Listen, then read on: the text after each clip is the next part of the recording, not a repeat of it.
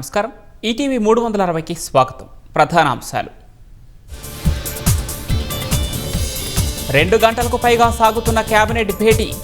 SIPB పెట్టుబడులు సహా 80కి పైగా అంశాలపై చర్చ. జగన్ కబంధ హస్తాల్లో వైసీపీ కాపు నేతలు ఇరుక్కున్నారు. కూటమిలో చీలికలకు కుట్రని నిమ్మల ధ్వజం. పరవాడ ఫార్మాసిటీ ప్రమాదంలో 2 కార్మికుల మృతి. బాధిత కుటుంబాలకు అండగా ఉంటామని ప్రభుత్వ భరోసా. నీట్ అసమానతలు సృష్టిస్తోందని తమిళ సీఎం.